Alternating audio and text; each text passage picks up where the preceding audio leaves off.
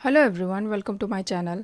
आज का जो टॉपिक है वो है टाइडल पावर स्टेशन। ठीक है, आज जो हम टॉपिक कवर करेंगे और जो एमसीक्यू देखेंगे वो हम देखेंगे टाइडल पावर स्टेशन के ऊपर। इसके पहले जो है हमने विंड एनर्जी और विंड टरबाइन के ऊपर जो है वीडियोस बनाए हैं और उसके एमसीक्यूज कवर किए हैं। बहुत जल्दी जो पावर सिस्टम का सेट है, प्रैक्टिस सेट, उसके भी मैं वीडियोज़ अपलोड करूँगी। आज हम देखते हैं टाइडल पावर स्टेशन के ऊपर एमसीक्यूज। तो उसके पहले जान लेते हैं इसकी थोड़ी सी थ्योरी कि टाइडल पावर स्टेशन होता क्या है। सबसे पहले इसमें आप देख रहे होंगे ओशन और टाइडल बेसिन, है ना। लेफ्ट साइड में है ओशन और राइट साइड में है टाइडल बेसिन। ये एक जो होता है एनक्लोज एरिया होता है, मतलब कि ओशन का पानी जब हाई टाइड और लो टाइड होता है तो दोनों तरफ जो है वाटर लेवल बदलता है। ठीक है, नेक्स्ट आता है ये बैरिगेज। ठीक है, बैरेज। तो ये बैरेज क्या होता है? ये डैम जैसा कुछ स्ट्रक्चर होता है। अगर आप इसको देखेंगे तो ऐसे मिडल में बीच में जो बड़ी कॉन्क्रीट स्ट्रक्चर दिख रही है उसे ही बैरेज कहते हैं। ये ओशन और टाइडल बेसिन को अलग करती है ताकि पानी का फ्लो कंट्रोल किया जा सके। नेक्स्ट आता है स्लुइस गेट। ये देखिए, ये जो है क्या है? ये है स्लुइस गेट। ऊपर जो गेट बने हैं उन्हें स्लुइस गेट कहते हैं। ये गेट पानी के आने जाने को कंट्रोल करते हैं, मतलब कि हाई टाइड पर पानी बेसिन में जाने दिया जाता है और लो टाइड में बेसिन से ओशन की तरफ निकाला जाता है। ये कुछ ऐसे, ठीक है, इस टाइप से। अब नीचे लगी होती है टरबाइन, है ना। नीचे टरबाइन लगी होती है। जब पानी गेट से गुजरता है तो टरबाइन क्या होती है? रोटेट होती है और ये रोटेशन मैकेनिकल एनर्जी देती है जो जनरेटर को ड्राइव करके इलेक्ट्रिसिटी बना देती है। ठीक है, अब electrical power transmission, turbine generator से बनी बिजली ट्रांसमिशन लाइन के थ्रू घरों में, इंडस्ट्रीज में वगैरह पहुंचाई जाती है। अगर सिंपल वर्किंग प्रिंसिपल अगर देखा जाए टाइडल पावर स्टेशन का तो क्या होगा? हाई टाइड में क्या होता है? पानी ओशन से टाइडल बेसिन की तरफ जाता है और फिर जो टरबाइन को घुमाती है। अगर दूसरा देखा जाए कि अगर लो टाइड में क्या होता है कि पानी बेसिन से ओशन की तरफ जाता है और ये टरबाइन को घुमाती है। मतलब कि दोनों ही सिचुएशन में पानी भरते समय और खाली होते समय पावर जनरेशन पॉसिबल है। तो ये होता है टाइडल पावर स्टेशन। अब देखते हैं इसके एमसीक्यूज। पहला है, how many basin does a single pool tidal system have? 1, 2, 3, 4। जैसा कि नाम है इसका, सिंगल पूल टाइडल बेसिन, तो इसमें जो है एक ही पूल होता है जो हाई टाइड पर ओशन से भरता है और लो टाइड पर खाली होता है। फिलिंग और एम्प्टी दोनों प्रोसेस छोटे छोटे टाइम पीरियड में इसमें होता है। तो इसका आंसर हो जाएगा ऑप्शन ए 1। नेक्स्ट है, how much energy is estimated as a total tidal power that is generated throughout the world? 2.4 into 10⁻6 megawatt ये पावर है। 8.3 into 10⁻6 megawatt, 4.9 into 10⁻6 megawatt, 12 into 10⁻6 megawatt. तो इसका आंसर है option A 2.4 into 10⁻6 megawatt. What is the time period of one tide to occur in a day? 6 hour 12.5 minute, 6 hour 40.5 minute, 6 hour 0 minute, 6 hour 25.6 minute। तो इसका answer हो जाएगा क्या? इसका answer हो जाएगा ऑप्शन ए 6 hour 12.5 मिनट। पानी दोनों डायरेक्शन में फ्लो करता है, इसलिए रिवर्सिबल टरबाइन लगाई जाती है और ये टाइडल साइकिल 12 आवर 25 मिनट में 2 बार बिजली बनाते हैं, यानी हर 6 आवर 12.5 मिनट पर जनरेशन होती है। 2 टाइडल कब बनाते हैं? 12 आवर 25 मिनट में। ठीक है, how many high peak occur in a single pool tidal system? 1, 2, 3 या फिर 4? तो सिंपल सिंगल पूल सिस्टम में हर टाइडल साइकिल में 2 शॉर्ट पावर पिक्स मिलते हैं। ठीक है, किसमें? Simple single pool tidal system में हमको हर टाइडल साइकिल में कितने मिलते हैं? 2 शॉर्ट पावर पिक्स मिलते हैं। इसके लिए बड़ी टरबाइन लगानी पड़ती है जो बाकी समय आइडियल रहती है और टाइड्स का टाइमिंग हर दिन 50 मिनट शिफ्ट होता है, इसलिए जो पावर सप्लाई है वो रेगुलर नहीं रहता। तो इसका आंसर हो जाएगा option B 2। How many picks? That is 2 picks. Next है, what happen if the turbine generator are small and operate much longer? अगर टरबाइन जनरेटर छोटे हैं और वो ऑपरेट होते हैं काफ़ी लंबे समय के लिए, तो क्या होगा, resulting work is reduced, high power generation, less power loss, less sound is created.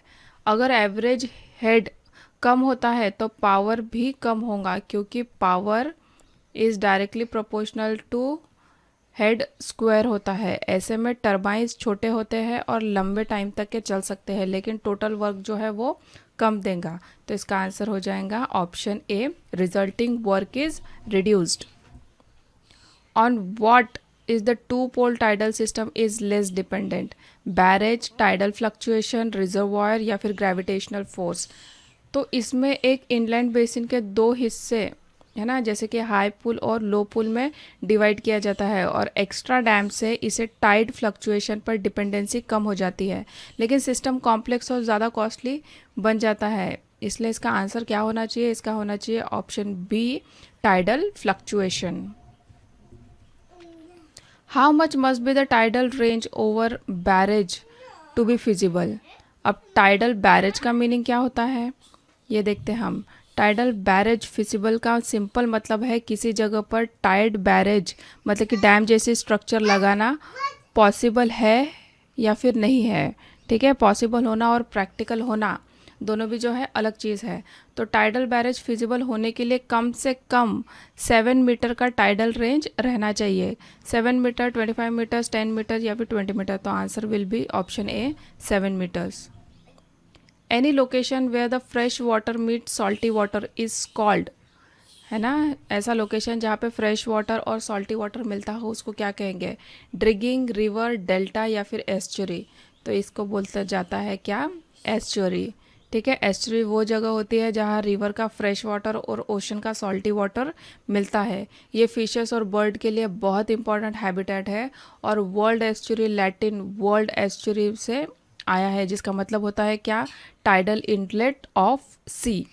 What tide of tide it is called when too high tide and too low tide of approximately equal size occur, है ना। ऐसी Tide को क्या बोला जाता है जहाँ पे दो हाई टाइड और दो लो टाइड इक्वल साइज में मतलब अकर होती है।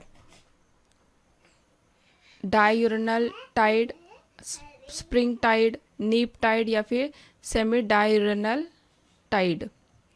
तो अगर किसी जगह पर एक दिन में दो हाई टाइड और दो लो टाइड आते हैं तो उसे सेमी ड्यूरेनल टाइड कहते हैं। कभी कभी हाई टाइड अनइक्वल भी हो सकती है, डेली जो है वो मतलब ऐसा इसका फिक्स नहीं रहता।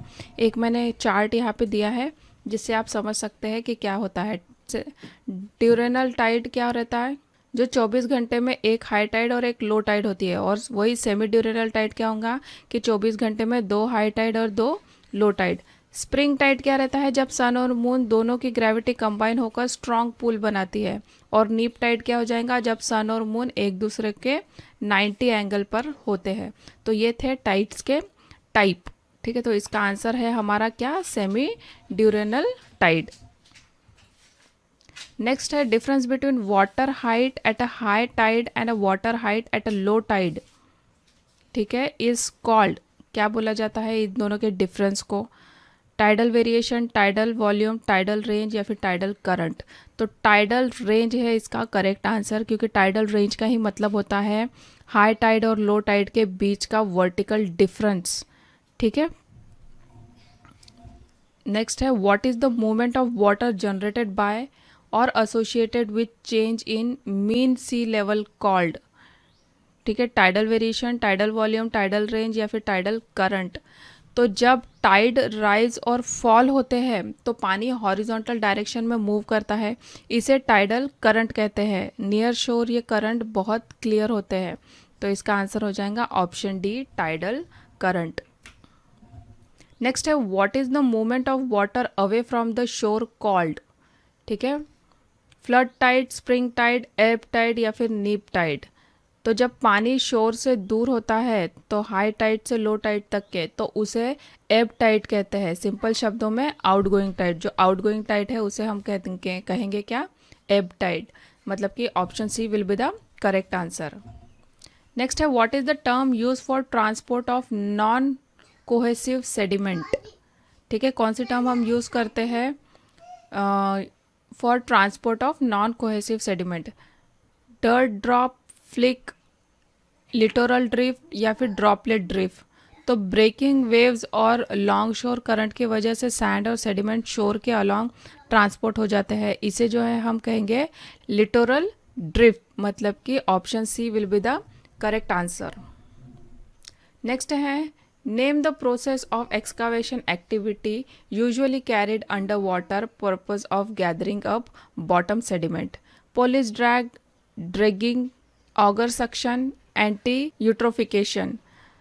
तो ड्रैगिंग का मतलब होता है अंडर वाटर सेडिमेंट को हटाना ताकि वाटरवे साफ रहे और शिप आसानी से निकल सके। इसे एंटी स्लज पाथवे बनने के लिए भी यूज़ किया जा सकता है। तो इसका आंसर होगा ऑप्शन बी ड्रैगिंग। इसको कहते हैं, इस प्रोसेस को कहते हैं dragging. 1 terawatt is equal to, ठीक है, ये जो यूनिट है आपने सुना होगा। 1 टेरावाट इज इक्वल टू क्या होता है? 1 terawatt is equal to 1 trillion watt. Correct answer is option A 1 trillion watt. ठीक है, तो ये थे आज के एमसीक्यूज। होप आपको ठीक लगे होंगे। अगर आपको अच्छा लगता है वीडियो, प्लीज़ मेक श्योर आप इसे लाइक कीजिए and thank you so much for watching.